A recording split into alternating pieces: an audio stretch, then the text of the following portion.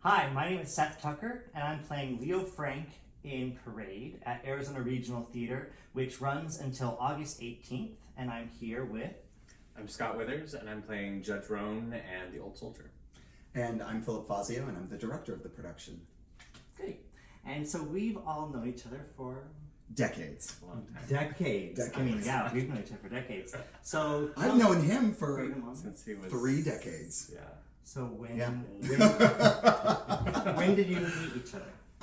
I met Scott on my first day of Child's Play summer camp when I was 7 years old. I continued to do Child's Play summer camps for like the next 4 or 5 years. So we got to do Where was your first camp at? at the Tempe Performing Arts Center. Okay, so I was like 23 probably. Just a baby. Yeah. Just so everyone is clear. Yeah, that's fine. Very, very Parts.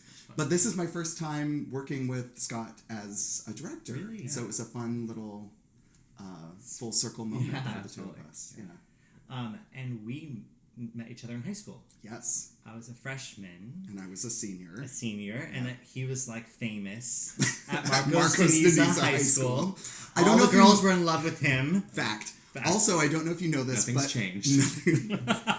only the girls. I don't know if you know this, but I was voted most likely to be a movie star in the yearbook. My yearbook So was you most weren't- likely to win an Oscar. Oh, all right. I I got the fame. I was just you most got- outgoing. And we met when I was my freshman year in college. Yeah, so from working at Child's Play, directing kids in camps, eventually I started directing at youth theaters and then professional theaters. And so we met when I was directing Footloose at Grease Paint Youth Theater. Wow. And he was like aging out, but Yeah. but he hadn't done anything. No, like I 'cause didn't. I wasn't allowed to do anything until I graduated high school. Yeah. So I was 18. It was like my only year I could do stuff. Yeah. And so that was my first community theater. And he came in and Show I was like, ever. oh my god, thank God, because Who were you? He was Shaw. He was Oh, The amazing. Reverend. Of I was course. the Reverend. yeah. Typecasting. But you were so good. He was so good. And I was like, thank God we have this That was, Yeah. young man. This adult. But that really, that show, like, was a big, like, opened the doors for me to, like, see what all is possible outside. All I ever did was high school and Yeah. middle school. And I met some of my, like, dearest friends. So, we're all working together on Parade, Yes. which is a show that is, I think, really important to all of us. And we all have, like, our own sort of history with, too. So, well, when did you first find Parade? I came across Parade, and I had never heard of it. I think that cast album had just come out. And I didn't know who Jason Robert Brown was, because this was like 1999, I think. I saw that it was directed by Hal Prince, who I was a huge admirer of, even at that time.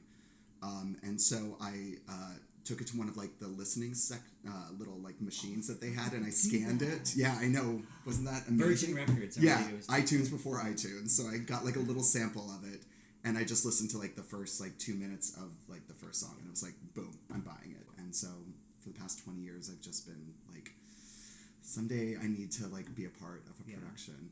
I don't think I heard any of it until I'm thinking when I first came across it, but I don't think I knew about it or heard anything of it. I probably knew about it, but I didn't hear any of it until the Tony Performance. performance. I 90. think. Yeah. Whenever that happened. And it was then- 99, because this was like right before that. Yeah. Because I was like, oh, this is and going I to just win remember everything. thinking, wow. Yeah. I just loved everything about that Yeah. performance, and especially her. There was something about how she was saying in dialect and Oh, yeah. just the sound of Carolee. I don't Yeah, think yeah, I really yeah. knew who she was at that point. Yeah. And Big choices. yeah, I just loved her, and so I was like, I have to get this, and so I listened to it. I remember listening to it in my bunk bed and like with my little headphones and not knowing what was going to happen until the very end. And then Yeah. just like you could hear the action of like, I guess there's like something where they kick the stool out. I think Yeah, that's on the yeah, recording. yeah. And just like being a mess and just really emotional. Yeah. And you did the first production of it Yeah, in at Arizona. Theater Works, and so they were doing Theater Works, and I went and auditioned and ended up getting Leo, the lead, and Jim Lindy was the director. Lisa Fogel Yeah. was Lucille, and Damon. Damon Bowling was Jim Connolly, and Caleb Reese, Katie, yeah. Katie Hart. Caleb who's Reese Caleb? was Governor Slayton. It was the big version. Our Yeah. version is smaller. Yeah. So I think it was a cast of at least 25. Yeah. It feels like it was Yeah. a cast of 30. I don't Yeah, know, yeah. but everybody. It was such a great group of people. And so the only other production besides that one was at Mesa Outback Theater, which is MCC's theater, and that's where I played it. So that was 12 years ago. So you guys had the first one, and then I think 3 years later was MCC did it, Yeah. and then nobody. Yeah. Nobody's done it. But then that makes you and I the only people who've ever done that role, Yeah. and no one's done And the the show show. since then. Yeah. And now you're doing it again. And now we're doing it again, and we're doing it together. So which is I have a question for you, Seth Tucker. What is it like to play the same role 12 years later? It just, well, I loved it so much. Yeah. So I've thought about it for 12 years, and back then I really was still like finding my voice and finding my style, and I was also 10 years younger than he was, Mhm. whereas now I'm playing it and I actually like am the age, Yeah. and it feels a lot more real to me now. It feels personal, and you know, I'm not Jewish, Mhm. but I am Mexican, and Yeah. I am living in Arizona. We're telling a story in Arizona. Mhm. It just like it feels much easier to like connect to it, Yeah. and my voice is at a much different place. It's something where like it feels like this is the time, Yeah. the right time for me to be Yeah. doing it, and I don't know if it'll ever feel like that again, if anyone ever does it again. We're working at Arizona Regional Theater, so this is their first show of their second season, and they're making a splash with very big choices with a show that no one will touch with a Yeah. 10-foot pole. They're opening their second season with, which is really exciting, and for us to be a part of it as union actors, which very few theaters are doing that right now. in Phoenix. In Phoenix, yes. I think that it's an exciting time to be a part of this show and to be a part of that. This company. Yeah. Yeah. And we're working outside with Arizona Equity Coalition, Mhm. which is bringing all of the local equity actors together to try and make our presence stronger and to help. Be a little more vocal in the community to Yeah. help reach out to theaters in the community and see what we can do to help them see a path to hiring more equity actors. Basically. I think there's a lot of stuff on the horizon that we're going to try and do. We're going to try and figure out sort of little maybe performance opportunities that are fundraising opportunities. We're thinking that we want to try to figure out a way to possibly financially help smaller companies, so that, because one of the big stumbling blocks for any company is money, obviously, and in particular for equity contracts, it has to do with the fact that you're not only paying a salary weekly to this person or people, but you also have to look at paying pension and health. Right. So, which, any professional in any category of life should be able to make, a living and have health benefits and pension benefits. Right. So that's the benefit of hiring equity actors and knowing that these people are, this is what they do for a living. And Continuing to build relationships with theaters that are interested in hiring equity actors, and I think that also encouraging people to be a part of the union, because a big part of it is like making us stronger and bigger and coming together. So I think it's an exciting time for us to be here right now. so that if you build it, they will come, kind of thing. Yeah, And none and of the equity actors or young actors stay in the valley. They'll stay for a little bit and go because Right. there's not enough opportunities. So we need to see if we can keep Well, them. and also you guys standing together like as a unit instead of just being like one person on their own trying to Right. make it and figure it out. But- especially in a state that is a right to work state. Right. So unions have always struggled in right to work states. Right, so, to work for less. Right, Who always to says work that? For for less. So we opened on Friday, Mhm. and I think the response has been not surprising, but has been Well, you could say surprising because this right. a lot of people don't produce this show because they read the outline of the subject and they go, oh, how can this work as a musical? Nobody wants to sit and watch this. So you always kind of have that voice in the back of your head that like, oh, people are getting... It's sad. yeah, it's sad. Oh my God, I just want a happy show.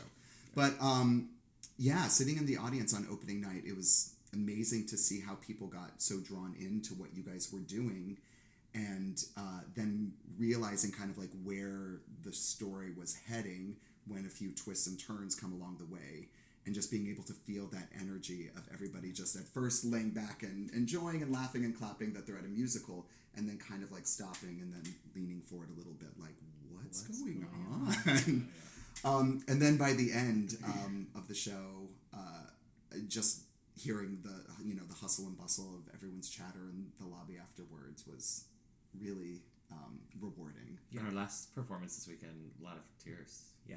Hearing a lot of tears. I think it's been overwhelmingly positive, and it's been very emotional. I mean, it's such a hard show because it is so dramatic and it is dark, and there is a lot of heavy. It speaks to what's happening in our society today. I think that's what this review really, I think, nailed, was talking about the connection to our current state of the country and our leadership of the country, and what it's like even just to be in Arizona right now. To be an other, to be outside of the outside, parade, not marching with the mob. Right, it's important to be doing things like this because not a lot of places are going to, because it's hard for their audiences. And there's positive stuff to hold on to through the show. I mean, to me, when I was doing it, the big track for Leo and Lucille is just the growth of their relationship and how they go. Yeah. It's a love story at its deepest root. Yeah. It's a love story about these two people who were sort of this way at the beginning of the show, kind of going through the motions of a marriage, and it was sort of matter of fact and just the way it was supposed to be, and sort of almost arranged. It kind of feels like an arranged marriage. And then as this tragedy unfolds, how they have to come together and learn how to navigate the world on her own and for him, try to fight for him, and how that grows their relationship. That part of the story to me is what I try to grab onto, because it's the positive spin. It's it's the hope at the end. And there are two soaring duets in Act 2 that you and Lucille have that are just so emotionally, and you can just feel the audience just like, oh, finally, like they understand each other, and they're saying the things that we wanted them to say, like from the first time we met them in that scene at the beginning of the show. I do. It's just such a great payoff. I feel like they did a great job of like highlighting those moments, because it does give you a more like well balanced show, which I think people forget, which is why I think a lot of people are sometimes shy away from it. But I don't think that that's necessarily audiences shying away from it. I think that the audience is there, especially when you've gone 12 years without even doing it in a place. Then these audiences have been waiting for something like this. And also in the grand scheme of theater, there's room for everything. Like, don't get me wrong, I freaking love Hello Dolly. I saw that Broadway revival with Bette Midler 3 times. But there's a place for the Hello Dollies, and there's a place for the parades. Like, sometimes, you don't eat the same food every day. Like, sometimes you're in the mood for something light and sugary, and sometimes you want some meat and potatoes. Yeah, spicy. Or spicy, Spicy. For tickets and information, please visit ArizonaRegionalTheater.org. Check out their website. It runs Friday, Saturday, and Sunday. So Friday at 7:30, Saturday at 2:30 and 7:30, and Sunday at 2:30 at the 3rd Street Theater, downtown Phoenix. Until August 18th. August 18th, only 2 more weekends. So please come out and see this really beautiful, stunning, heartbreaking, uplifting, and gorgeous show. And these wonderful people. Well, we're not done. And these gorgeous people.